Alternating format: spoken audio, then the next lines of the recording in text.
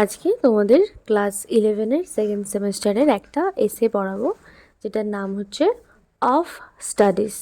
লিখেছেন Francis Bacon. এবার প্রথমে আসি, এটা এসে জানতে হবে এসে মানে কি। এসে কথাটার আসল মানে হচ্ছে টু অ্যাটেম্প্ট সামথিং, অর্থাৎ কোনো একটা বিষয়ে তার সম্পর্কে লেখা। এবার এসে দু রকমের হয়। একটা হয় পার্সোনাল, যেখানে লেখকের নিজস্ব ব্যক্তিগত ইমোশন থাকবে, ঠিক আছে, নিজস্ব অ্যাংজাইটি থাকবে, ডিপ্রেশন থাকবে, নিজের ব্যাপারে উনি বলবে ফ্যাকচুয়াল কিছু জিনিস। আর ইমপার্সোনাল এসে মানে যেখানে রাইটারের ব্যক্তিগত কোনো ইমোশন, অ্যাংজাইটি, ডিপ্রেশন আমরা কিছু দেখতে পারবো না। আমাদের আজকের এই যে এসেটা অফ স্টাডিজ, এটাও একটা ইমপার্সোনাল এসে। যদি কোয়েশ্চেন আসে যে অফ স্টাডিজ কেমন টাইপের এসে, কি বলবে? ইমপার্সোনাল এসে। এবার আসি আমরা ফ্রান্সিস বেকনের কথায়। ফ্রান্সিস বেকন উনি পরিচিত ছিলেন লর্ড ভেরুলাম নামে, এবং উনি ছিলেন একজন ইংলিশ ফিলোসফার অ্যান্ড স্টেটসম্যান। এছাড়াও উনি কাজ করেছেন অ্যাজ আ অ্যাটর্নি জেনারেল। কার আন্ডারে? না, কিং জেমস ওয়ান অফ ইংল্যান্ডের আন্ডারে। উনি অনেক কিছুই ছিলেন, রাইটার ছিলেন, ফিলোসফার ছিলেন, পলিটিশিয়ান ছিলেন। এবার আসি যে উনি এই অফ স্টাডিজ লেখার মাধ্যমে উনি কি করতে চেয়েছেন বেসিক্যালি। তো উনি চেষ্টা করেছেন কি করতে, টু প্রেসক্রাইব লাইফস্টাইল। একটা প্রিন্সেস, একটা প্রিন্স, একটা রুলার কিভাবে তার লাইফস্টাইল কাটাবে, কিভাবে সে গ্রুম হবে ফিউচারের জন্য। গ্রুম হওয়া মানে তৈরি হবে, সেটাই উনি, ওনার এই অনেকগুলো এসে আছে তার মধ্যে দিয়ে উনি ফুটিয়ে তুলেছে, যাদেরকে অবশ্যই ফলো করতে হবে কিছু কোর্স লাইফে। Of nobility and aristocracy. Aristocracy কেন বলছি? এটা উনি সাধারণ মানুষের জন্য এই বইগুলো লেখেননি। প্রথমত উনি রাজাদের জন্য লিখেছেন। তাদের লাইফস্টাইল তো আলাদা না, তারা তারা রুল করবে একটা দেশ, তো তাদের কেমন হওয়া উচিত, তাদের কি কি জানতে হবে, সেইগুলোই এখানে আমরা পাবো। এবার তুমি বলবে যে তাহলে আমরা কেন পড়বো এসব, আমরা তো রাজা না। শুধু কি রাজা হতে গেলে কতটা পালিশড হতে হয়? তো একটা মানুষ যদি রাজার মতো সেই পর্যায়ে দায়িত্ব পালন করার জন্য যায়, তাকে যে জিনিসগুলো জানতে হয়, আমরা যদি সেটা জানার সুযোগ পাই, কেন ছাড়বো না? আমরাও একটা ভালো মানুষে পরিণত হতে পারবো। তো এছাড়া উনি এই অফ স্টাডিজে উনি অ্যাডভাইস করছেন, উনি প্রেসক্রিপশন দিচ্ছেন কি, যে হাউ টু গেট সাকসেস, তুমি কি করে সাকসেস পেতে পারো। এখানে কিন্তু উনি ওনার কোনো পার্সোনাল ইমোশন, অ্যাংজাইটি, ডিপ্রেশন কোনো কিছুই দেখায়নি বা কোনো কিছুর ব্যাপারেই কথা বলেনি। আর এই যে অফ স্টাডিজ যে এসেটা না, এটা মানে কি বলবো, যাদের স্কুল লাইফে থাকে বা যাদের কলেজ লাইফে থাকে, এটা মাস্ট অ্যাটেম্প্ট করতে হয় পরীক্ষাতে, কারণ এটা ভীষণ পরিমাণে ভালো মার্কস দেয়। কেন ভালো মার্কস দেবে? কারণ এর সবথেকে বড় কারণ নিজেই ফ্রান্সিস বেকন। কারণ ওনার এই এসেতে উনি প্রচণ্ড ফোকাসড অ্যাপ্রোচড, মানে উনি যে বিষয়ে কথা বলছে শুধু শর্টে ছোটোখাটোর মধ্যে আমি যেটুকু বলতে চেয়েছি সেটুকু বলে আমি চলে যাব। আর যখনই তুমি টু দি পয়েন্ট কথা বলো বা অ্যান্সার লেখো, তোমাকে তো এমনি নাম্বার দেবে। তাহলে ওনার তিনটে জিনিস লেখার মধ্যে আমরা দেখতে পাই। এক, focused approach. Second, objective style. আর ফর্মাল ম্যানার। উনি একদম সাধারণভাবে কথা বলেছে, বুঝতে কোনো প্রবলেম হবে না, ইজি অ্যান্ড সিম্পল। এরকম জিনিসই কিন্তু আমরা পরীক্ষাতে সব থেকে টিচাররা আশা করে অ্যান্সারে। প্রথমে বলে রাখি, উনি একদম প্রথমে উনি 10টা এসে লেখেন এবং সেইগুলোকে উনি পাবলিশ করে 1597-এ। এবং আমাদের এই যে এসেটা অফ স্টাডিজ, এই প্রথম সংকলনেরই অন্তর্গত। এবার উনি এর পরবর্তীকালে 1612-তে অর্থাৎ 1612-এ উনি ওই 10টা এসের সাথে আরও অনেকগুলো এসে যুক্ত করে, টোটাল 38টা এসে তারপর আবার পাবলিশ করে। আবার 1625-এ পাবলিশ করে ওই 38টার সাথে আরও অনেকগুলো যুক্ত করে, টোটাল 58টা এসে। তাহলে পরীক্ষায় যদি প্রশ্ন আসে যে অফ স্টাডিজ কোথা থেকে নেওয়া হয়েছে, প্রথম যে 10টা এসে উনি লিখেছিলেন সেই এডিশন থেকে। এই অফ স্টাডিজটা যে উনি লিখেছেন, ওনার লেখার বিশেষত্ব কি এই এই এসেটার মধ্যে? উনি যে সেন্টেন্সগুলো লিখেছেন সেগুলো প্রচণ্ড শর্ট সেন্টেন্সেসে, আর ওনার সেন্টেন্স লেখার যে স্ট্র্যাটেজি, ঠিক আছে, সেটা একটা ভীষণ ইন্টারেস্টিং স্ট্র্যাটেজি। তার নাম কি? ট্রাইপার্টাইট স্ট্র্যাটেজি বা স্ট্রাকচার। এই ট্রাইপার্টাইট স্ট্রাকচারটা কী জিনিস?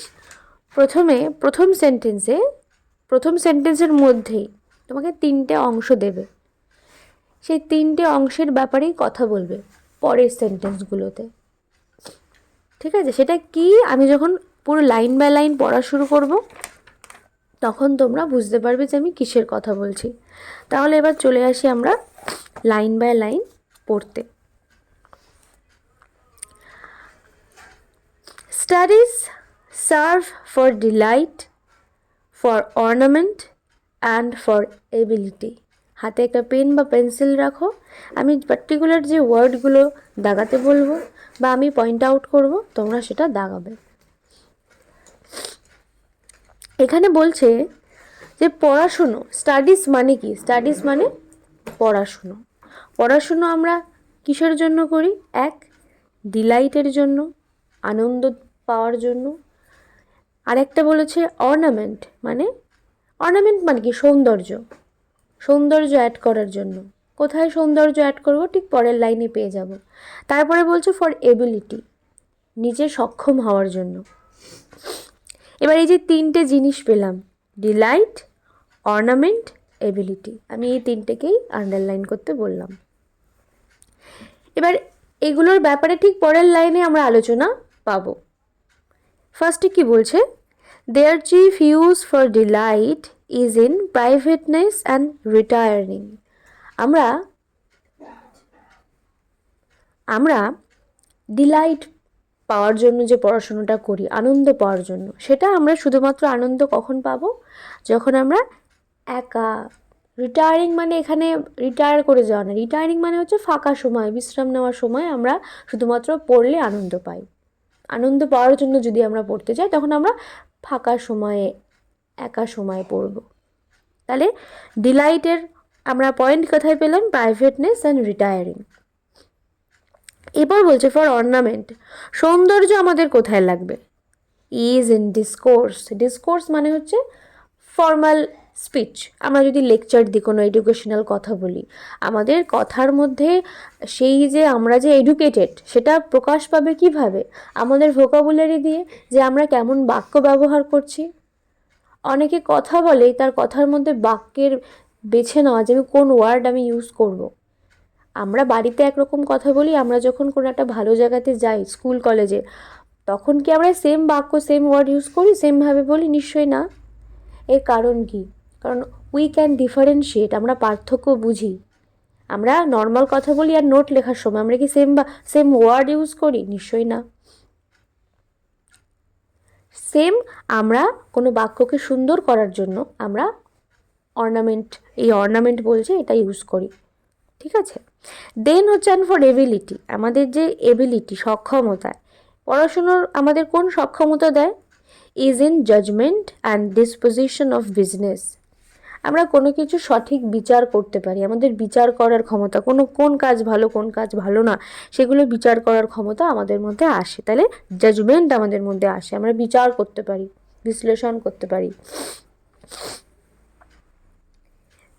তাহলে প্রথম 3টে টপিক পেয়েছিলাম, 3টে অংশ পেয়েছিলাম, ডিলাইট, অর্নামেন্ট, এবিলিটি, তারই এতক্ষণ বিশ্লেষণ হলো এত অবধি, এই বিজনেস অবধি। এটা একটা টপিক। নেক্সট আসছে যে কত রকমের মানুষ হয়, যারা পড়াশুনো করে কত রকমের লোক হয়। For expert men can execute and perhaps judge of particulars one by one, but the general counsel and the plots and marshalling of affairs come best from those that are learned. এখানে আমরা দুরকম মানুষ পেলাম। একদম প্রথমেই expert main, আর আমি last যে ওয়ার্ডটা বললাম লার্নেড। দুরকম, যারা এক্সপার্ট হয় আর যারা লার্নেড হয়। এদের মধ্যে পার্থক্য কি এক্সপার্ট আর লার্নেডের মধ্যে? এক্সপার্ট হচ্ছে যারা শুধু এক্সিকিউট করতে পারে, মানে কাজ করতে পারে, আর অথবা জাজ করতে পারে অফ পার্টিকুলার মানে একটা যে কোনো বিষয়। আমি ইংলিশে এক্সপার্ট, আমি শুধু ইংলিশের বিষয়ে ভালো জানি। আর লার্ন ইট কারা? যারা জেনারেল, সাধারণ সব বিষয় তারা মোটামুটি তাদের জ্ঞান থাকে, তারা সাধারণ অনেক বিষয়, অনেক মার্শালিং অফ অ্যাফেয়ার, অনেক অনেক প্লট, অনেক অনেক অ্যাফেয়ার, অনেক অনেক জেনারেল কাউন্সিল, মানে জেনারেল নর্মাল ব্যাপার বিষয়গুলো তারা এক্সপিরিয়েন্সের মাধ্যমে তারা সামলাতে পারে। কিন্তু এক্সপার্ট ম্যান শুধু তার নিজস্ব এক্সপার্টিসি যেখানে রয়েছে শুধু সেটাই সে করতে পারে, বাট লার্নেড ম্যান সব পারে মোটামুটি। এইটুকু গেল লোকজনদের ব্যাপারে। দেন আসছে to spend too much time.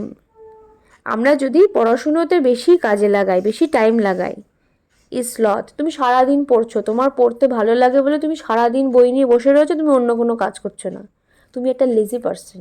তুমি বিদ্বান নও, তুমি পড়াকু নও, তুমি লেজি। তুমি অন্য কাজ করবে না বলে সারাদিন খালি বই নিয়ে বসে আছো। শুধু কি লাইফে কি পড়াশুনোটাই মেন? লাইফে অন্যান্য কাজ শেখাও মেন। দৌড়ঝাঁপ, রান্না বান্না, বাকি যা আছে সব তোমায় শিখতে হবে। যে সারাদিন বই পড়ে বা বই নিয়ে অল টাইম থাকে বেশিক্ষণ, সে হচ্ছে sloth. To use them too much for ornament is affectation. তুমি সুন্দর সুন্দর ভোকাবুলারি জানো, তুমি সুন্দর সুন্দর কথা জানো, অনেক বই পড়েছো, তুমি যদি সেগুলোকে বেশি ইউজ করো, সেটা একটা কি বলবো, শো অফ দেখায়। এই যে অ্যাফেক্টেশন মানে হচ্ছে শো অফ, ওভার ইউজ করা, মানে ভান করা, মানে ঢং করা, যেটাকে বলে সোজা কথায়। তুমি ঢং দেখাচ্ছ বেশি, যেটা একদমই শোভনীয় নয়।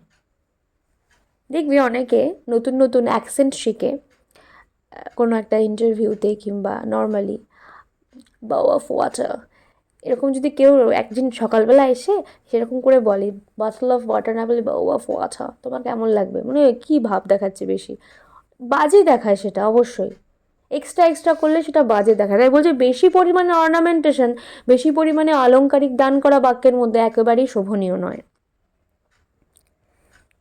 তাহলে এতক্ষণ যেটা যেটা বলা হচ্ছিল তার তার নেগেটিভ সাইডগুলো দেখানো হচ্ছে। To make judgment wholly by their rules is the humour of a scholar. তুমি যদি পুরোপুরি বই পড়ে জাজমেন্ট করো, ঠিক আছে, যে বইতে এটা লেখা আছে এটাই মানতে হবে, আমি এইভাবেই মেনে চলছি, এটাই ন্যায়, তুমি যদি এইভাবে করো, তোমার এটা অ্যাজ এ স্কলার এটা একটা কি বলবো, ব্যঙ্গাত্মক ব্যাপার।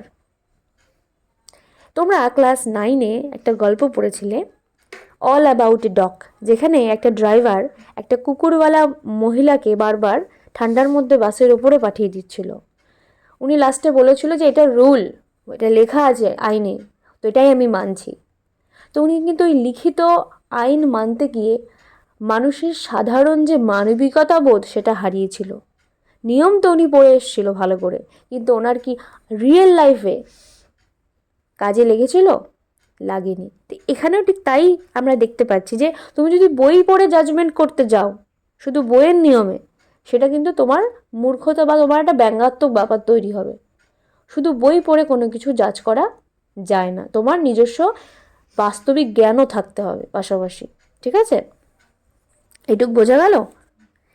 নেক্সট আসছি অন্য টপিকে। কি বলছে এখানে? হাউ, মানে কিভাবে আমরা পড়াশোনাটা করব। বলছে they perfect nature and are perfected by experience. আমরা পড়াশুনো করলে আমাদের নেচার ভালো হয়, আমাদের, আর নেচার মানে কি আমাদের ক্যারেক্টারিস্টিক্স, কিন্তু সেটা পারফেক্ট হবে, সেই ক্যারেক্টারিস্টিক্সও পারফেক্ট হবে বাই এক্সপিরিয়েন্স। তুমি বই পড়লে জানলেই যে সত্যি কথা বলতে হয়, ঠিক আছে?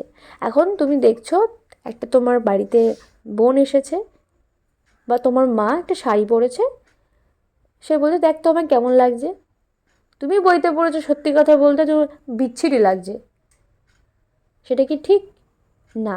তোমার যদি ভালো না লাগে সেটা মুখের পরে বলে দেওয়া ওরকমভাবে রুডলি ঠিক না। তুমি বলো যে তোমার ভালো লাগছে, তো তোমার যদি ভালো লাগে তুমি পড়ো, বাট আমার মনে হচ্ছে যে এটা ঠিক আছে, তোমার মানাচ্ছে না, বাট তোমার ভালো লাগলে তুমি অবশ্যই পড়ো, এইটা বলার মধ্যে একটা পার্থক্য আছে। বাট তুমি যদি জাস্ট আমি বইতে পড়েছি, আমি সত্যি কথা বলতে হয় বলে দিলাম, আমি স্ট্রেট ফরওয়ার্ড, আমি অনেস্ট, নো, তুমি একটা রুড মিন পার্সন, তোমার মধ্যে সেই ভদ্রতা বোধ নেই, তাই বলছে যে পড়াশুনো করলে আমাদের নেচার বদলে, কিন্তু সেই নেচারকেও পারফেক্ট করতে হয় কিসের মাধ্যমে? অভিজ্ঞতার মাধ্যমে, বাস্তবিক জ্ঞানের মাধ্যমে। Next, for natural abilities are like natural plants that need pruning. এটা কিসের সঙ্গে তুলনা করছে? এখানে একটা তুলনা করা হয়েছে যে আমাদের যেরকম ক্যারেক্টার পড়াশুনো তৈরি করে এমনি দেয়, বাট সেই ক্যারেক্টারটাকে আরও আমরা পারফেক্ট করতে পারি এক্সপিরিয়েন্সের মাধ্যমে। ঠিক যেরকম নেচার আমাদের কি দেয়, গাছপালা এমনিই দেয়, বাট গাছপালা এরকম ঝোপঝাড় হয়ে রয়েছে, সেটাকে তো আমি বলতে পারি না দেখ আমি বাড়িতে গার্ডেনিং করেছি, দেখ এটা ঘাস, এটাকে এক গাদা ঝোপঝাড়, বলতে তো পারি না। সেটাকে প্রুনিংয়ের দরকার। প্রুনিং মানে কি? প্রুনিং মানে হচ্ছে সেটাকে ছেটে শেপে আনা। আমার বাড়িতে ঘাস হয়েছে, বাট প্রত্যেকটা ঘাস সমান করে ছাটা, তখন দেখতে ভালো লাগবে। মাঠ, যে খেলার মাঠ হয়, ক্রিকেট মাঠ, সেখানেও ঘাস থাকে, তাই বলে আগাছার মতো উঁচু নিচু থাকে না, পুরো সমান করে ছাটা থাকে। That's call gardening. সেরকমই বলছে যে নেচার ন্যাচারালি প্ল্যান্ট তো হয়, বাট সেটাকে যে কেটে ছাঁটাই করছি, যেটুকু দরকার রাখছি, যেটুকু দরকার না বাদ দিয়ে দিচ্ছি, এটা হচ্ছে আমাদের আসল পড়াশুনোর থেকে আসল জ্ঞান। এটা যে আমি পড়বো, বাট আমি আমার মতো করে সেটাকে সাজিয়ে গুছিয়ে নেব বাই স্টাডি, পড়াশুনো করে। And studies themselves to give them forth direction too much at large except they are bounded by experience. বলছে যে আমরা যখন পড়াশুনো করি না, direction too much at large, দেখবি আমরা যখন একা একা কোনো কিছু পড়তে যাই, আমরা এই গুগলের এই লিঙ্কে পড়লাম, কোশ্চেন পাচ্ছি, ওই লিঙ্ক ভিডিওর, এই ইউটিউবে এই ভিডিও দেখছি, ওই ভিডিও দেখছি, কোন ভিডিওটা পড়বো বুঝতে পারছি না, এরকম একটা হয়। তো বেশি পড়লে আমরা এরকম অতল সাগরে বেশি ডুবে যাই। আর আমি কোনটা আমার পড়া উচিত, কোনটুকু পড়বো না, এইটা আমি একমাত্র বুঝতে পারবো কিসের মাধ্যমে? By experience. এখানে এক্সপিরিয়েন্স মানে শুধু নিজস্ব এক্সপিরিয়েন্সের কথা বলছে না, তুমি অন্য কোনো অভিজ্ঞ ব্যক্তির কাছ থেকে তুমি উপদেশ নাও যে আমি কোনটা পড়বো কোনটা পড়বো না। এত তো মানে বই থই আছে, এত কিছু তো থাকে, তাহলে টিচারের কেন প্রয়োজন হয়? তোমাকে সে বলে দেবে তুমি কোনটা পড়বে কোনটা পড়বে না। পরীক্ষার আগে তুমি সারা রাজ্যের সমস্ত প্রশ্ন উত্তর তো পড়তে পারো না, তোমায় তখন টিচার বলবে তুই এই 5টা দেখে যা, কি এই 2টো দেখে যা ভালো করে, সব তো পড়েছিস সারা বছর মানছি, এবার এইটুকু দেখে যা, বেকার পড়ে সময় নষ্ট করিস না। এই জিনিসটা তোমায় কি করবে? পড়াশুনো করলে, বেশি পড়াশুনো করলে তুমি বেশি চারিদিকে বয়ে যাবে, টু মাচ। তোমায় সেখান থেকে কাটাই ছাটাই করে তোমায় পারফেক্ট জায়গায় আসতে হবে বাই এক্সপিরিয়েন্স, হয় নিজের অভিজ্ঞতা দিয়ে। যখন তুমি বেশি পড়বে তুমি নিজেই অভিজ্ঞ হয়ে যাবে, তখন তুমি জানবে যে আমার কোনটা উচিত পড়া, কোনটা পড়া উচিত না। নিজের অভিজ্ঞতা দিয়ে সেটাকে আটকাতে হবে, বাউন্ড করতে হবে, অথবা কোনো অভিজ্ঞ মানুষের কাছ থেকে হেল্প নিয়ে। এরপর আসছে যে যারা পড়াশুনো করে তারা কত রকমের মানুষ হয় যারা পড়াশুনো করে বা পড়াশুনো পছন্দ করে। Number 1, crafty men condemn studies. Crafty men মানে যে সমস্ত লোকেরা পড়াশুনো একদম পছন্দই করে না, তারা পড়াশুনোকে কি করে? পছন্দ করে না, তারা আবার পড়াশুনো করা মনে করে বেকার। কন্ডেম স্টাডিজ মানে নিন্দা করে পড়াশুনোর। আর কি হয়? Simple men admire them. Simple man মানে সাধারণ লোক, তারা দেখবে সাধারণ লোক মানে এখানে কিছু যারা পড়াশুনো বেশি করতে পারেনি, যারা আনএডুকেটেড, দেখবে অনেকে হয় যে বাবা মা পড়াশুনো করতে পারেনি কিন্তু ছেলে মেয়েকে খুব পড়াশুনোর প্রতি তারা আগ্রহ জাগায়, যে পড় ভালো করে, এই সকালবেলা উঠে পড়তে বস, ভালো করে পড়, পরীক্ষায় রেজাল্ট কম আসলে বকে, এত রেজাল্ট কম কেন, এত মাস্টার রেখেছি। তারা পড়াশুনোটাকে অ্যাডমায়ার করে, তারা নিজে পারে না, নিজে জানে না সেটা তো পরের কথা, তারা অ্যাডমায়ার করে, তারা মনে করে পড়াশুনোই সব। তো simple man admire study and wise men use them, for they teach not their own use, but that is a wisdom without them and above them, owned by observation. বলছে যারা ওয়াইজ মেন, তারা যেটা পড়ে সেটা শুধুমাত্র ওই admire করার জন্য বা নিন্দা করার জন্য, তারা এটাকে ইউজ করে বাস্তবে। আমি শুধু পড়লাম, শুধু পড়লে হবে না, সেটাকে তোমার বাস্তবে ইউজ করতে হবে, এবং তোমাকে বাস্তবে অবজারভেশনের মাধ্যমে, মানে তোমাকে চোখ কান খোলা রাখতে হবে। শুধু বইয়ে যা পড়েছে সেটা করলেই হবে না, তোমায় অবজার্ভ করতে হবে, তোমায় বাস্তবিক জ্ঞান রাখতে হবে এবং বাস্তবে সেই পড়াশোনাটাকে ইউজ করতে হবে। আর সেটা কারা করে? যারা জ্ঞানী মানুষ, ওয়াইজ মেন, তারাই বাস্তবে সেটাকে ইউজ করতে পারে। Next, read not to contradict and confute, nor to believe and take for granted, nor to find talk and discourse, but to weigh and consider. এই লাইনটার এখানে মানে কি বলতে চেয়েছে, যে তুমি রিড, পড়াশুনো করো, নট টু কন্ট্রাডিক্ট অর কনফিউট, অন্যকে ছোট করা, ঝামেলা করা, এইসবের জন্য পড়াশুনো করো না। আমি খুব জানি, এই জ্ঞান দেওয়ার জন্য তুমি পড়াশুনো করো না। Not to believe and take for granted, পড়াশুনো এটার জন্যও করো না যে তুমি সব কিছুই বিলিভ করে নিলে। ওই ইউটিউবে বলেছে সকালবেলা আমি যদি হাত উপরে, মানে হাত নিচে পা উপরে দিয়ে কিছুক্ষণ দাঁড়িয়ে থাকি আমার অনেক সোনা গয়না হবে, সকাল সকাল ওই করছে, আমি যা বলছি আমি তাই বিশ্বাস করছি। তখনকার দিনে তো আর ইউটিউব, হোয়াটসঅ্যাপ এরকম তো ছিল না, তখন ছিল বই। এখানে ফ্রান্সিস বেকন সেই বই পড়েও সেটাকে চট করে বিশ্বাস করে নিতে বারণ করছে, যে পড়লাম আর বিশ্বাস করে নিলাম, নিজস্ব কোনো যাচাই করে দেখলাম না, এটা করো না। যা দেখবে, যা পড়বে সেটাই বিশ্বাস করে নেবে না। আর কি বলছে, not to find talk or discourse, অথবা লেকচার দেওয়ার জন্য, ডিসকোর্স মানে আমি বলেইছিলাম ফর্মাল স্পিচ, আমি কথা বলার জন্য, আমি বড় বড় মানে বাতেল্লা দেবো, জানো আমি কত জানি, লুক অ্যাট মাই ওয়ার্ডস, দেখো আমি কি সুন্দর কথা বলছি, আমি কত জানি, অঙ্ক দেখেছো, আমি একটা বিষয়, অনেক এরকম আছে তারা এরকম করে, তারা কোনো কিছু পড়ে জাস্ট জ্ঞান দেবে বলে, ঠিক আছে, এটা করো না, এটার জন্য পড়াশুনো নয়। ফ্রান্সিস বেকন সেটাই বলছে। But to weigh and consider, এখানে কি বলতে চাইছে, কনসিডার অ্যান্ড ওয়ে মানে হচ্ছে যে তোমাকে বুঝতে হবে অপোজিট ভিউ পয়েন্ট, তুমি একটা কিছু বলছো, সে একটা কিছু বলছে, তোমাকে সেটাকে, সে কি বলতে, তার কি ভিউ পয়েন্ট, তোমাকে সেটা বুঝতে হবে। আমি একটা কিছু জানি, আমি সেটা নিয়ে চেঁচামেচি করছি, দেখো কত জানি, that's not the use of studies, এটা পড়াশুনোর কাজ নয়। পড়াশুনো তোমাকে কি শেখাবে, অপোজিট ভিউ পয়েন্ট শেখাতে। এই যে কনসিডার করা মানে কি, তুমি অন্যের ভিউ পয়েন্ট, অন্যের পার্সপেক্টিভ তুমি বুঝছো, তুমি যা, তোমার এই যে তোমাকে গ্রো করতে হবে, তোমার পাওয়ার অফ জাজমেন্ট, তুমি কোনো কিছু যে বিচার করবে, ওয়ে অ্যান্ড কনসিডার মানে কোনো কিছু বিচার আর বিশ্লেষণ করা, এর পাওয়ার তোমায় বাড়াবে তোমার পড়াশুনো, নাকি ঝগড়া করার জন্য, নাকি তুমি যা পড়বে তাই বিশ্বাস করবে সেটার জন্য, নাকি পড়াশুনো শুধুমাত্র বাতেল্লা দেওয়ার জন্য, না, পড়াশুনো অন্যের ভিউ পয়েন্ট অবজার্ভ করার জন্য এবং তোমার জাজমেন্ট, বিচার বিশ্লেষণ পাওয়ার ক্ষমতা বাড়ানোর জন্য। বোঝা গেল এইটুখানি। নেক্সট আসছে বইয়ের সম্পর্কে, যে কত রকমের কি বই হয় না হয়।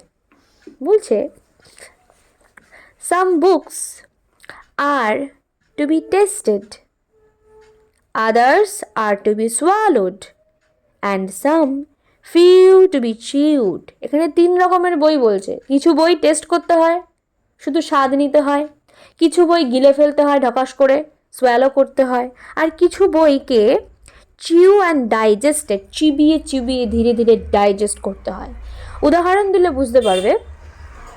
আমরা বই আবার টেস্ট করব কি করে, দেখবে তুমি একটা ডক্টরের কাছে গেছো বা কোনো একটা বাড়িতে গেছো, সেখানে ম্যাগাজিন পড়ে আছে, তুমি জাস্ট ম্যাগাজিনগুলো দেখছো, তুমি কি ওখানে বসে বসে ম্যাগাজিনের নোট বানাচ্ছ, ও বাবা এখানে বলেছে কোয়েল মল্লিক সাদা শাড়ি পরেছে, কোয়েল মল্লিক সাদা শাড়ি, কোয়েল মল্লিক সাদা শাড়ি, মুখস্থ তো করছো না বসে বসে, তুমি জাস্ট দেখছো, পাতা উল্টাচ্ছ, যে আচ্ছা এসব হয়েছে।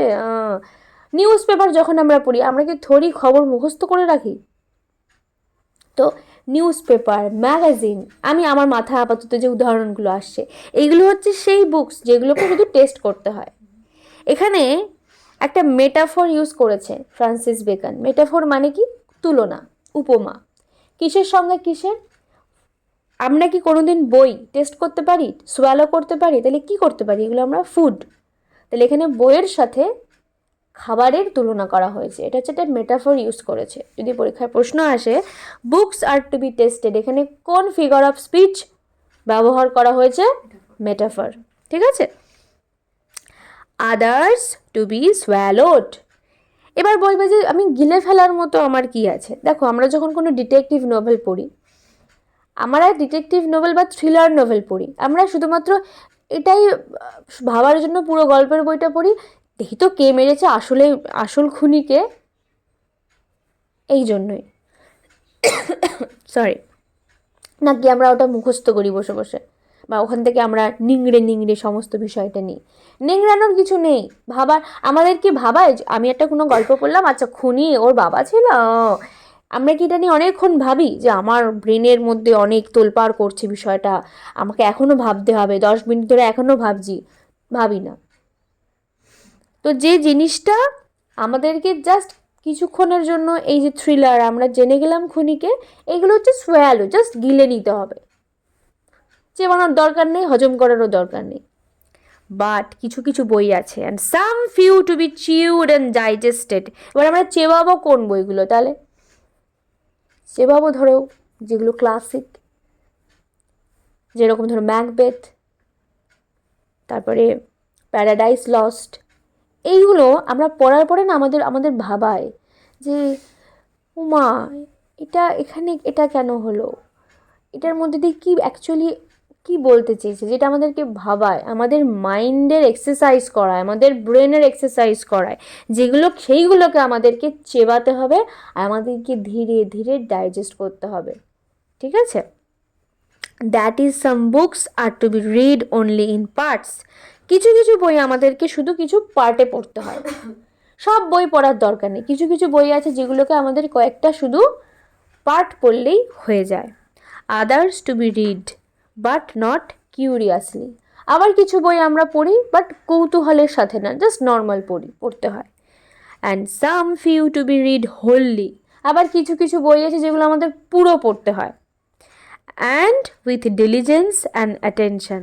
এবং সেটা সমস্ত ডিলিজেন্স, ডিলিজেন্স মানে কি? ডিলিজেন্স মানে হচ্ছে খুব থটফুলভাবে। ঠিক আছে?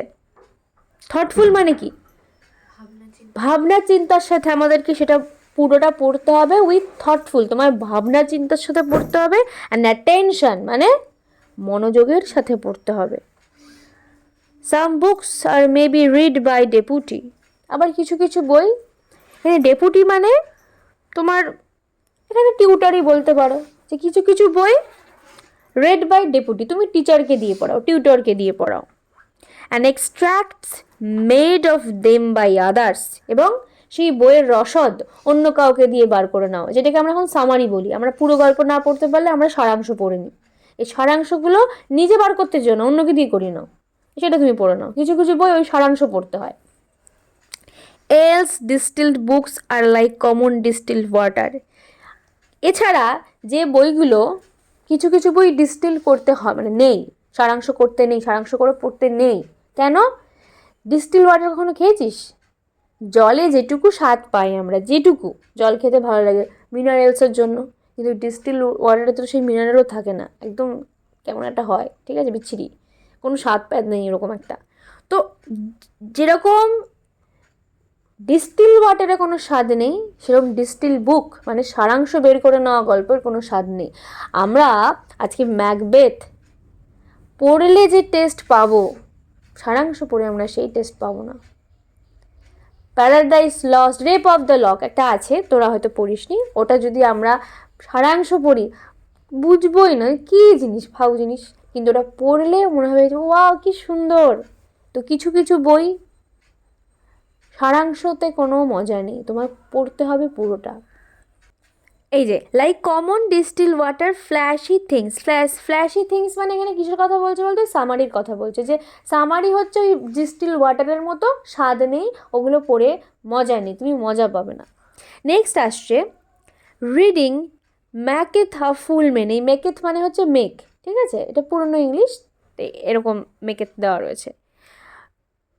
Reading maketh a full man, conference ready man and writing an exact man. এই জায়গাটা আলাদা টপিকে চলে এসছি আমরা। বলছে যখন আমরা পড়ি কোনো কিছু, আমরা একটা রেডি মানুষ তৈরি হই, ঠিক আছে। এখানে আবার বারবার দেখছিস না ম্যান ম্যান বলছে, ওদের মনে হচ্ছে না সব কি ছেলেদের জন্যই, ম্যানদের জন্যই?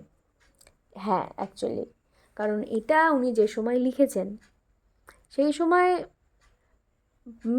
মেয়েদের এডুকেশন বিষয়টা অতটা পপুলারাইজ ছিল না, ততটা ছিল না। তখনকার দিনে ছেলেরাই রাজা হতো, ছেলেরাই সমস্ত রাজ্য দেখভাল করতো। আমি তো ফার্স্টেই বলেছিলাম যে উনি রাজাদের জন্য বা রাজার ছেলে মেয়েদের জন্য এই সমস্ত বই লিখতো। স্বাভাবিকভাবেই উনি, এটা ওনার দোষ না, উনি উনি অবশ্যই কোনো জেন্ডার ভেবে লেখেনি যে না এটা ছেলেদের জন্য। উনি সেই সময়ে যেটা হতো জেনারেল, উনি সেইভাবেই লিখেছে, তাই জন্য উনি ম্যান ম্যান ম্যান ম্যান বারবার বলছে। ঠিক আছে, তো কী বলছে, রিডিং মেকেথ এ ফুল ম্যান, একটা সম্পূর্ণ মানুষ পড়লে তুমি তৈরি হবে। কনফারেন্স এ রেডি ম্যান, এখানে কনফারেন্স মানে হচ্ছে ডিসকাস। দেখবি আমরা, ধর আমি অ্যাজ এ টিচার, আমি একটা জিনিস পড়লাম প্রথম, আমি যে ওই গল্পটা আমি আগে পড়িনি, আমি নিজে পড়লাম, ঠিক আছে, শুধু পড়েই আমি পরের দিন তোদেরকে এসে বোঝাতে পারবো না। কেন? বোঝাতে আমি তখনই ভালো পারবো যখন ওটা আমি ফার্স্টে কারোর সাথে ডিসকাস করব, বা অ্যাটলিস্ট আমি বলবো, কাউকে মুখে বলবো কথা। ঠিক আছে, আমি মুখে বললেই, আমি একা একা আয়নার সামনেও যদি আমি নিজেকে বোঝাই জিনিসটা, তখন আমি বুঝবো যে আচ্ছা আমার এখানে এখানে এখনও ঘাটতি আছে, আমার এখানে এখানে এখনও ক্লিয়ার নেই। পড়লে, বই পড়লে আমরা কিন্তু বুঝি না যে ওটা আদৌ আমরা পুরোপুরি বুঝেছি কিনা। আমরা যখন সেই পড়াটাকে আবার ডিসকাস করি, তখনই আমাদের মনের মধ্যে থেকে অনেক অনেক প্রশ্ন, অনেক অনেক টপিক ক্লিয়ার হয়। তাই বলছে যে রিডিং তোমাকে তো ফুল ম্যান তৈরি করবে, কিন্তু তোমাকে রেডি করবে কোন জিনিসটা? ডিসকাশন, অর্থাৎ কনফারেন্স। কনফারেন্স মানে এখানে কি বলতে চেয়েছে?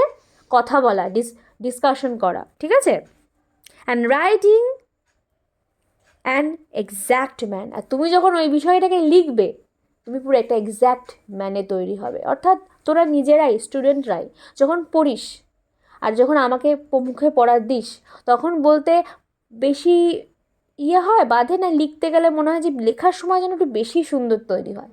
তো যখনই কোনো জিনিস, এটা সায়েন্টিফিক, তুমি যখনই কোনো জিনিস লিখবে, বারবার লিখবে, ওটা তোমার পুরো মাথার মধ্যে ঢুকে যায়, এবং তুমি নিজের ভুল ভ্রান্তিগুলো নিজে তোমার চোখের সামনে দেখতে পাও যে এইটা ঠিকঠাক হয়নি, এটা ভুলভাল হয়েছে। তো ফার্স্টে তুমি পড়ো, সেটাকে তুমি ডিসকাস করো, তারপর সেটাকে তুমি লেখো। এই তিনটে জিনিস করলেই তুমি একদম ভালো একটা মানুষে তৈরি হবে, পারফেক্ট মানুষে, এক্স্যাক্ট মানুষে।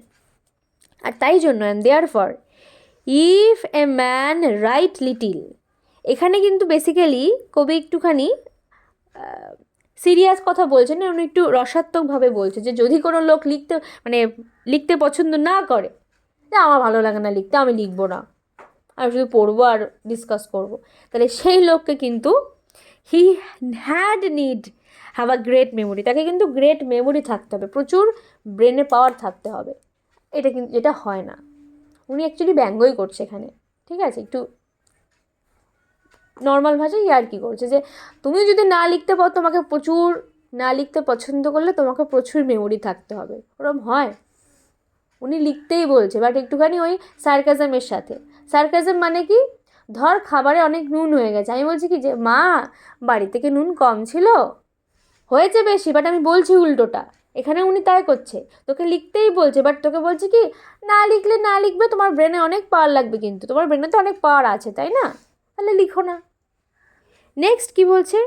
ইফ হি কনফার লিটিল, যদি সে কথা বলতে, হয় না অনেকে লজ্জা পায়, শাই হয়, কনফার করতে পছন্দ করে না, কথা বলতে, ডিসকাস করতে পছন্দ করে না, ভালো লাগে না, লজ্জা পায়, যদি তুমি এরম মানুষ হও, he had need have a present wit, তোমার চট জ্বলতে তোমার বুদ্ধি থাকবে, টাকাস করে বুদ্ধি চলে আসবে। তুমি ইন্টারভিউতে গেছো, তোমার একটা প্রশ্ন জিজ্ঞেস করেছে, তুমি যেটা কোনো দিন কারোর সামনে বলনি, ডিসকাস করোনি, তোমার সঙ্গে সঙ্গে এমন করে কনফিডেন্সের সাথে বলতে হবে,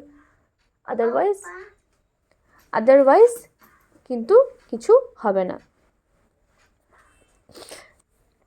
next, if he read little, যদি এমন ব্যক্তি হয় যে পড়েই না, পড়তেই পছন্দ করে না, কম পড়ে, he had need have much cunning, তাকে চালাক চতুর হতে হবে, যে to seem to know that he doth no, এখানে ডথ নো মানে হি ডাজ নট নো, আগেকার দিনের ইংলিশ ডথ মানে ডাজ।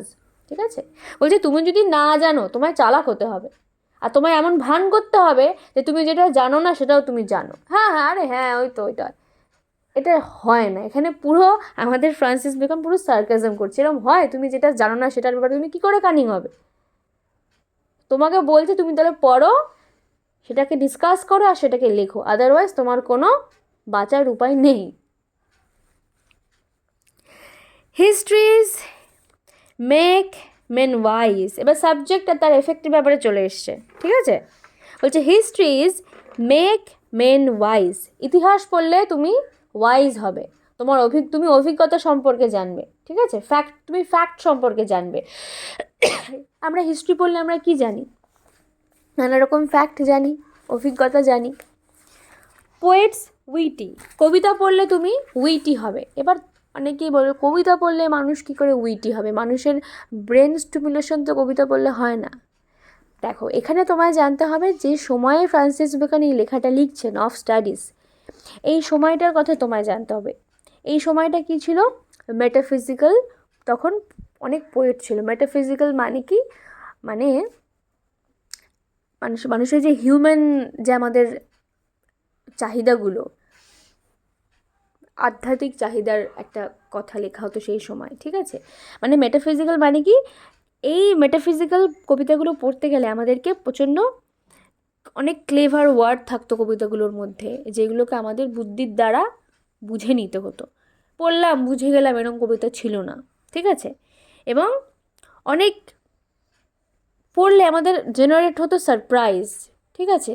যে ওয়াও, এটার মানে এটা বলতে চেয়েছে। তো তখনকার দিনে যে কবিতাগুলো লেখা হতো মেটাফিজিক্যাল কবিতা, ঠিক আছে, সেইগুলো পড়তে গেলে আমাদেরকে প্রচণ্ড উইটি হতে হতো, মানে আমাদেরকে বুদ্ধিমত্তা, ইন্টেলিজেন্স থাকতে হতো, তা না হলে কবিতা বোঝা যেত না। সেই জন্যই উনি লিখেছে। উনি যদি রোমান্টিক এই ব্যাপারটা লিখতো, তাহলে উনি হয়তো বলতো যে পোয়েটস ক্রিয়েট ইমাজিনেশন, কারণ রোম্যান্টিক এজে মানুষরা, কবিরা ইমাজিনেশন, কল্পনা শক্তির দ্বারা কবিতা লিখত। তো উনি কী বলতো যে তুমি কবিতা বললে তোমার কল্পনা শক্তি ভালো হবে। বাট উনি যে যুগে লিখেছে সেই সময় বুদ্ধিমত্তার সাহায্যে কবিতা বুঝতে হতো, কারণ কবি লিখেছে এক, বলছে আর এক, দারুণ দারুণ ওয়ার্ড ইউজ করতো, সেগুলোর অনেক ইনার মিনিং ছিল। তাই উনি বলছে পোয়েটস উইটি, কবিতা তোমাকে বুদ্ধিমান বানায়। দ্য ম্যাথামেটিক্স সাটল, ম্যাথামেটিক্স তোমাকে সাটল বানায়। ম্যাথামেটিক্স তোমাকে, যারা দেখবে এরকম সাটল মানে হচ্ছে খুব সূক্ষ্ম বিচার করতে পারে যারা, মানে কোনটা বড় কোনটা ছোট, যারা এরকম বোঝে না, তাদের অঙ্ক করলে সেটা আর কি তাদের ঠিক হয়। ন্যাচারাল ফিলোসফি ডিপ, বলছে এখানে ন্যাচারাল ফিলোসফি মানে সায়েন্সের কথা বলছে, বা সায়েন্সও এক কাইন্ড অফ কিন্তু ফিলোসফি, একটা তোমার দৃষ্টি, তোমার কোণ, তাই না? তো এই ন্যাচারাল ফিলোসফি যদি ধরি আমি, দর্শন তোমাকে কি করে? তোমাকে ডিপ বানায়, মানে তোমার হৃদয়ের গভীরে যেয়ে পৌঁছায়, ঠিক আছে? তোমাকে ডিপ বানায়। মরাল গ্রেভ, আর মরাল যে সমস্ত নীতি কথা আমরা পড়ি সেগুলো কি আমাদের গ্র্যাভিটি বাড়ায়, ঠিক আছে, আমাদের গ্রেভ বানায়। লজিক অ্যান্ড রিটোরিক, লজিক আর রিটোরিক কি? রিটোরিক হচ্ছে ওয়ার্ড আর এক্সপ্রেশনকে ব্যবহার করার একটা আর্ট। তোমরা কবিতা পড়লে যে কীভাবে কবিতা লেখা হয়, এগুলোকে রিটোরিক বলে। লজিক আর রিটোরিক, তুমি লজিক দিয়ে কথা বলছো, যেটা উকিলের মধ্যে থাকা উচিত। তুমি কিভাবে কথা বলছো, তুমি কথাটাকে কী করে এক্সপ্রেস করছো, আর কিভাবে তুমি লজিক দিচ্ছ, এই জিনিসগুলো কি করে? এবেল টু কন্টেন্ট মানে তুমি আর্গুমেন্ট, তুমি যদি ভালো লজিক জানো, আর তুমি যদি কথা ভালো থ্রো করতে জানো, যে আমি কখন কোন কথা কোন স্টাইলে বললে আমার লেগে যাবে ভালো জায়গায়, এইটা তোমাকে কি করতে সাহায্য করে? কন্টেন্ট মানে তোমাকে আর্গুমেন্টেটিভ বানাতে সাহায্য করে, তুমি আর তোমার তর্ক করার ক্ষমতা বাড়বে। তারপরে আরেকটা বলেছে অ্যাভিউন স্টুডিয়া ইন মরিস, এটার মানে কি? এটার মানে ব্র্যাকেটেই দেওয়া আছে, এটা একটা ফ্রেজ, ঠিক আছে, এক্সপ্রেশন। এটার মানে হচ্ছে studies pass into and influence manners. এই কথাটার মানে হচ্ছে পড়াশুনো তোমাকে শেখায় হাউ টু বিহেভ, তোমার ইনফ্লুয়েন্স করে তোমার ম্যানারে। পড়াশুনো করলেই আমরা ম্যানার জানি। আর আমি আগেই বলেছি পড়াশুনো মানে শুধু বই পড়ে শেখা না, সেটাকে বাস্তবে কাজে লাগানো। যখনই তুমি পড়াশুনো করো, তোমাকে শেখায় সেই পড়াশুনোটা, স্টাডিজ হাউ টু বিহেভ, তোমার ইনফ্লুয়েন্স করে তোমার ম্যানারে। ম্যানার মানে তোমার বিহেভিয়ার, তুমি কেমন বিহেভ করো, ব্যবহার করো। তারপরে বলছে Nay, there is no stone or impediment in the wheat, but may be wrought out by fit studies. Like as disease of the body may have appropriate exercise. বলছে যে আমাদের ইন্টেলিজেন্সে, আমাদের বুদ্ধিমত্তার কিন্তু কোনো ইম্পেডিমেন্ট থাকে না, but may be wrought out by fit studies. আমরা সেটাকে শেপ করতে পারি। যেরকম আমাদের শরীরে যদি কোনো রোগ হয়, ডিজিজ হয়, আমরা তার জন্য কি করি? আমরা প্রপার এক্সারসাইজ করি। যদি কারোর পেটের প্রবলেম হয়, স্টমাকের প্রবলেম, আমার বদহজম হচ্ছে, আমি খাচ্ছি, আমার কিরম হচ্ছে, বলে 10 মিনিট হাঁটো। প্রত্যেকটা অঙ্গের জন্য প্রত্যেকটার ব্যায়াম আছে আলাদা আলাদা। কারোর মাজায় ব্যথা হলে তাকে কি ডাক্তারবাবু ঘাড়ের ব্যায়াম দেয়? তাকে মাজারই কিছু পার্টিকুলার ব্যায়াম দেয়। কারোর পায়ে ব্যান্ডেজ হয়েছে, অনেক দিন ধরে পা সে আর ভাঁজ করতে পারে না, তাকে হাতের ব্যায়াম দেবে? তাকে পায়েরই ব্যায়াম দেবে পার্টিকুলার, যাতে তার পায়ের ফ্লেক্সিবিলিটি বাড়ে। সেম উপায়ে আমাদের যে ইন্টেলিজেন্স, উইট, তার মধ্যে ডিফেক্ট থাকে না, বরং সেটাকে আমরা শেপ করতে পারি পড়াশুনোর সাহায্যে। ধরো কেউ একজন হিসাবপত্র ভালো পারে না, ঠিক আছে, যে আমি ছোট সংখ্যা বড় সংখ্যা আমি বুঝি না, তাহলে তাকে কি পড়তে হবে? অঙ্ক ভালো করে করতে হবে। সে পারে না বলে সে ছেড়ে দিলে ওটা বোকামি, তাকে অঙ্কটাই বেশি করে করতে হবে।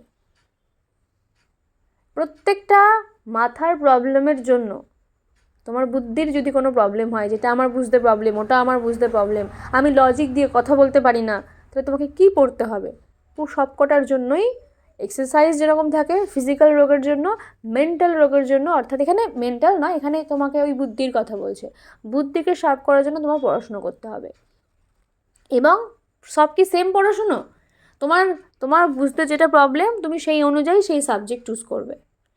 Next, bowling is good for the stone. দেখো এখানে কি বলছে বলো তো? এখানে ওই রোগের ব্যাপারে বলছে যে কোন কোন গেম বা কোন কোন এক্সারসাইজ করলে আমাদের কোন কোন রোগ সারে। বোলিং মানে জানো ওই যে এক ধরনের বল এরম গড়িয়ে গড়িয়ে দেয় যে গেমগুলো, বলছে সেই game is good for stone and rain. এখানে কিডনি জাতীয় যে আমাদের বডি পার্টস, সেইগুলো সাহায্য করে বোলিং খেললে। শুটিং, এখানে শুটিং মানে বন্দুক দিয়ে শুটিং করা একদমই বলছে না, তীরন্দাজির কথা বলছে, যে তীরন্দাজি for the lung and breast, অর্থাৎ আমাদের রেসপিরেটরি সিস্টেম, শ্বাস নেওয়া শ্বাস ছাড়ার যে সমস্ত আমাদের অঙ্গ প্রত্যঙ্গ কাজে লাগে, যেরকম ফুসফুস, ব্রেস্ট, বুকের কথা বলছে এখানে, রেসপিরেটরি সিস্টেমে আমাদের হেল্প করে shooting. Gentle walking for the stomach, এটা তো সবাই জানে, পেটের গন্ডগোল হলে বলে আস্তে আস্তে হাঁটুন 10 মিনিট, আপনার হজম হয়ে যাবে। তো স্টমাকের প্রবলেম হলে জেন্টালি হাঁটতে হবে। রাইডিং ফর দ্য হেড, তুমি মাথার কোনো, ধরো ভালো লাগছে না, মাথাটা কি যন্ত্রণা করছে, বড্ড ঘুমট লাগছে, রাইডে চলে যাও, লং ড্রাইভে বেরিয়ে যাও, বাইক নিয়ে বেরিয়ে যাও, গাড়ি নিয়ে, সাইকেল নিয়ে বেরিয়ে যাও, বাইরে বেরিয়ে যাও, রাইড করো কোনো কিছুতে। এখানে তো আর বলছে না বাইক বা টোটো করে বেরিয়ে যাও, এখানে রাইডিং মানে ঘোরার কথা বলছে। আর এখন আমরা 21st সেঞ্চুরিতে ঘোড়া কোথায় পাবো? আমাদের সাইকেল থাকলে সাইকেল নিয়ে, বাইক থাকলে বাইক নিয়ে বেরোতে হবে। বাট মাথার প্রবলেম হলে, হেডের সমস্যা হলে বেরিয়ে যাও বাইরে, একটু ঘুরে আসো, মাইন্ড পুরো ফ্রেশ হয়ে যাবে। অ্যান্ড দ্য লাইক, আর এরকমই সব কিছু।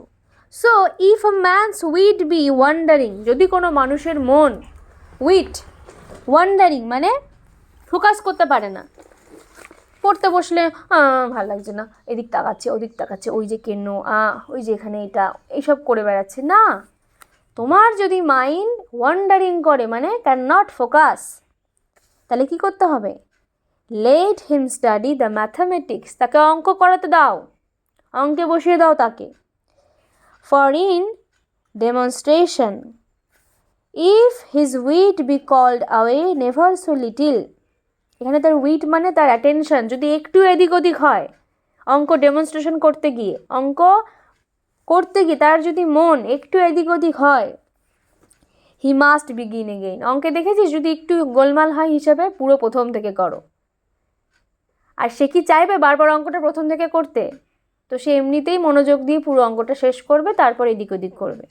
এই করে রোজ যদি সে মনোযোগ দিয়ে একটা অঙ্ক সলভ করে, তার কি আর ফোকাসে প্রবলেম হবে একটা টাইমে গিয়ে? হবে না।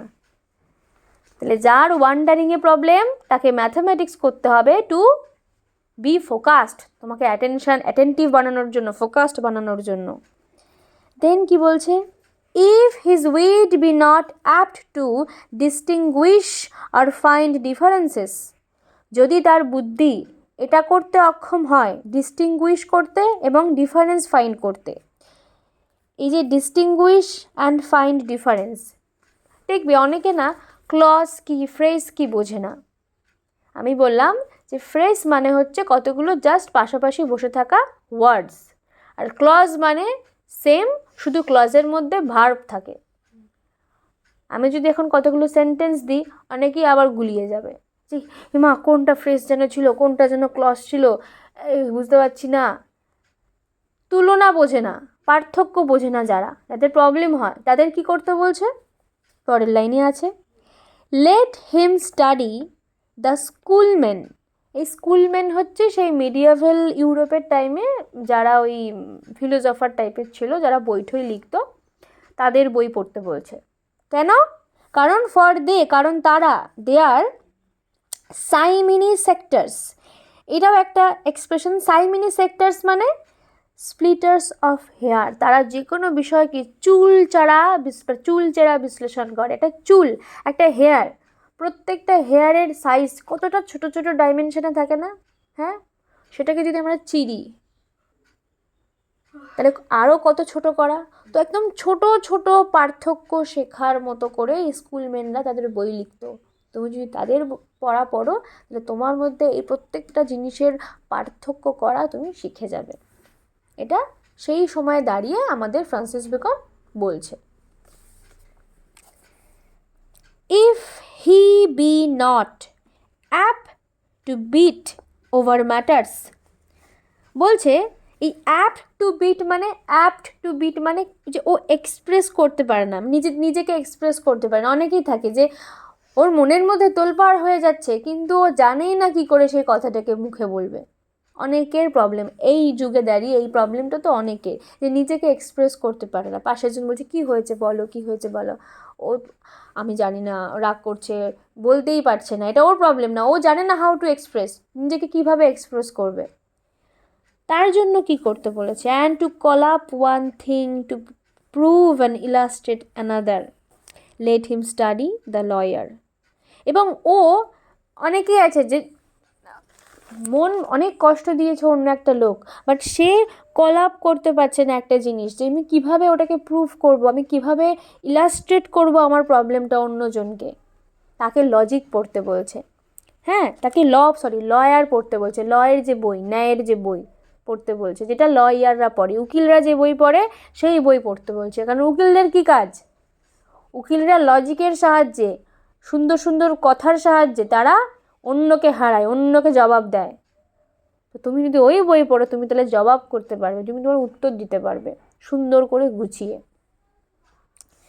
লয়ার কেসেস পড়তে বলছে, ঠিক আছে? যে লতে যে কেস হয়, নানা রকম কেস স্টাডি করতে বলছে, যে কেসগুলো স্টাডি করো, তারা একে অপরকে কী করে উত্তর দিচ্ছে, কীভাবে সলভ করছে, এগুলো শেখো। তাহলে তুমিও কীভাবে তোমার বাক্য ব্যবহার করবে তুমিও শিখে যাবে। লাস্ট লাইনে বলছে, so every defect of the mind may have a special receipt. বলছে প্রত্যেকটা ডিফেক্ট অফ মাইন্ড, মনের যদি কোনো তোমার সমস্যা হয়, তুমি কিন্তু স্পেশাল রিসিট দিয়ে তুমি সেটাকে সারাতে পারো, ঠিক আছে? এবার আমরা যে ভুলটা এখন করে থাকি বর্তমানে, আমরা কি করি, আমি না অঙ্কে ভালো না, আমি সায়েন্স নেব না, আমি আর্টস নেব। তুমি নিয়ে নিলে, বাট অ্যাকচুয়ালি তোমার মাইন্ডের তুমি ক্ষতিই করলে। তোমার মাইন্ড যেটা নিতে পারছে না, আমার মাইন্ডের প্রবলেম আছে না, তোমার মাইন্ডের প্রবলেম নেই, তোমার ফোকাসের প্রবলেম আছে। তুমি ওইটা নিয়ে যদি বেশি করে বসো, তাহলে তুমি একটা সম্পূর্ণ মানুষ তৈরি হবে, সম্পূর্ণ তোমার জ্ঞান তখন তৈরি হবে। বাট আমরা সেটা করি না, আমরা কী করি, আমরা পালাই ওখান থেকে। আর ফ্রান্সিস বেকন সেটাই বারণ করছে, always go for the subject not suitable for your brain. যেটা তোমার ব্রেনের জন্য সুইটেবল নয়, তোমার ব্রেন যেটা নিতে পারে না, নিতে চায় না, তোমাকে সেই স্টাডিটাই করতে হবে বেশি করে। তাহলেই তোমার যে ব্রেন সে ফিয়ারলেস হয়ে যাবে, মানে সাহসী হয়ে যাবে, ভয় পাবে না, সে সেটাকেও গ্রহণ করতে সক্ষম হবে। আর কি বলছে, স্টাডিকে হতে হবে ইউজফুল, নট এনজয়েবল। পড়াশুনো তুমি করো এনজয় করার জন্য না, পড়াশুনো করো সেটাকে কাজে লাগানোর জন্য। ফ্রান্সিস বেকনের একদম কাটছাট কথা। তোমার ব্রেন যে সাবজেক্টটা নিতে চাইছে না, তোমাকে সেই সাবজেক্টটাই চুজ করতে হবে। আর পড়াশুনো করো এনজয় করার জন্য না, পড়াশুনো করো সেটা কাজে লাগানোর জন্য। আশা করি আমি খুব সহজে এটা বোঝাতে পেরেছি। যদি তোমাদের বোঝানোটা ভালো লাগে আমাকে অবশ্যই কিন্তু কমেন্ট করে জানিও, আর তোমাদের বন্ধুদের সাথে এটা শেয়ার করো, তাহলে তাদেরও হেল্প হবে। আর যদি কেউ আমার কাছে অফলাইনে পড়তে চাও, তোমরা আমাকে কন্ট্যাক্ট করতে পারো এই নম্বরে 7449814628। এছাড়াও আরও অনেক ভিডিও আমি এই চ্যানেলে অলরেডি ছেড়ে রেখেছি। তোমরা দেখবে ডেসক্রিপশানে গেলে না, প্রত্যেকটা ক্লাস প্রত্যেকটা ইয়ারের না এরকম কি বলবো প্লে লিস্ট করা আছে। তোমরা তোমাদের প্রয়োজন মতো প্লে লিস্টে যাও, গিয়ে তোমাদের প্রয়োজন মতো ভিডিওগুলো দেখে এসো। ভালো লাগবে, আশা করি তোমাদের অনেক হেল্প হবে। আমার এই ভিডিওগুলো বানানোর একমাত্র উদ্দেশ্য তোমাদের হেল্প করা, যারা ইউটিউব থেকে পড়ছো, যারা অনলাইনে পড়ছো, তাদের হেল্প করা। আজকের ভিডিও এই অবধি, দেখা হচ্ছে নেক্সট ভিডিওতে। টাটা, টেক কেয়ার।